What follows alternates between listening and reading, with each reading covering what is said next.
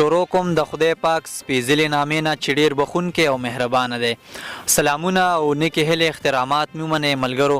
ستاسو ورور او ستاسو ادبي ملګری صالح نادان یم او یو ځل بیا تاسو سره په عیني خپرونه کې حاضر یم. په دې هیله یم چې روغ جوړ به یې. مینوالو نن را سره په عیني خپرونه کې ډېر ګران او یو ښه شاعر، یو زلمی شاعر او په دومره کم عمر کې ډېر ښه شعر لیکي ګران منصور الهام صاحب را سره نن مېلمه دی. غواړم چې د هغې نه څه ادبي پوښتنې وکړم، خو د هغې نه وړاندې ورته په پروګرام عینې کې هرکلی وایم او ستړي مه شي وایم. ډېر ګران منصور الهام صاحب تاسو ته په عینې پروګرام کې هرکلی او ستړي مه شي وایم.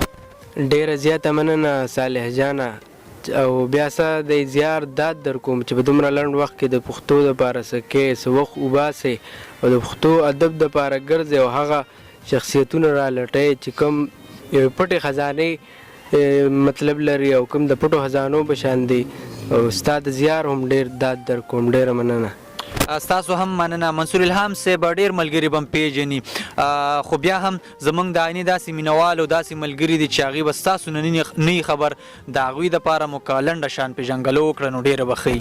زه د ضلع مردان تحصیل کاټلنګ تازهګرام کلي اوسېدونکی یم او تعلیم مې فیصي کړې ده او همدا مهال د لونخوړ کالج نه BS اردو کومه او ادبي دنیا ته تقریبا د 4-5 کالو راغلی یم او همدا دم هم نثر هم لیکم او نظم هم لیکم. ډېره ښه ده منصور الهام صاحب چې کومې ما تاسو نه ادبي پوښتنې کولې او تاسو مخکې نه ما ته وویلې ځواب هم کړې. نو منصور الهام صاحب زموږ مینوال به په دغه تمه وي چې موږ به د منصور صاحب نه خوندور شعرونه اورو، نو خپل شعرونه ورته ډالۍ کړئ. ولې نه، یو غزل به ووایم چې ارشاد. یو تجسس دی د ادراک لمن سپین ښکاري.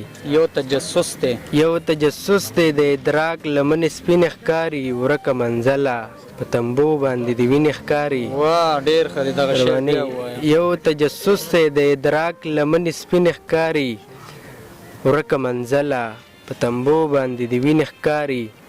او ښکلې سحرې مجاز دی او خود آخری حصے ښکلې سحرې مجاز دی او خود آخری حصے دی پر هادي نظر ته هر ځای کې شیرین ښکاري. او دا انتخاب انسانیت نه توجه مې اوړي. دا انتخاب انسانیت نه توجه مې اوړي چې تصویرونه هم گویا اوس ځینې ښکاري. او دا خوب خو نه دی حقیقت دی، حقیقت خو نه دی. دا خوب خو نه دی حقیقت دی، حقیقت خو نه دی. د محبت اوبه د هر کوهي مالګینې ښکاري. او اوف خو دا زړه لکه کلال به مې اوس بیا خفه شي. اوف خو دا زړه لکه کلال به مې اوس بیا خفه شي. وعدې د ماتې کټوې بیا لکه خاورینې ښکاري. او مخته دی چې حق دک ولاړ یمه نن دغه سزا څوک راکوي. حق دک ولاړ یم نن دغه سزا څوک راکوي. الهام ژوند چې تا سره مې هم بې مینې ښکاري. واه ډېر ښه منصور الهام صاحب ډېر ښکلی کلام را سره شریک کړل. که داسې نور څه کلام یا شعرونه زموږ دغه مینوالو سره شریک کړي.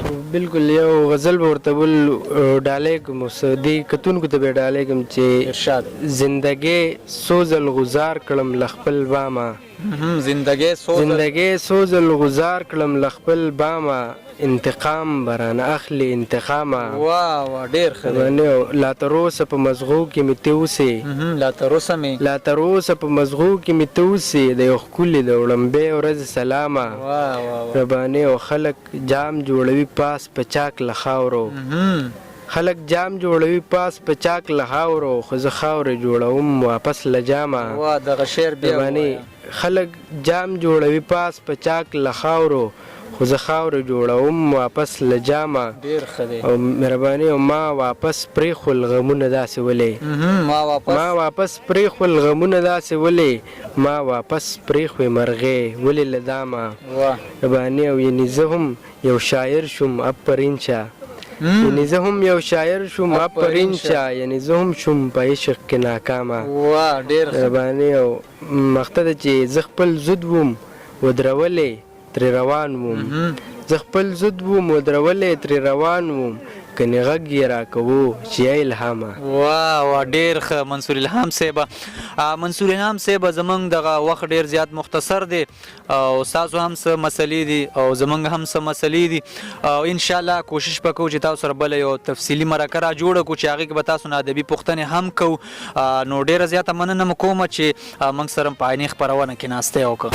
ډېره زیاته مننه ستاسو هم کوم چې په دومره لنډ وخت کې موږ له مو وخت راکړو. ډېره زیاته مننه. خوشحاله اوسئ.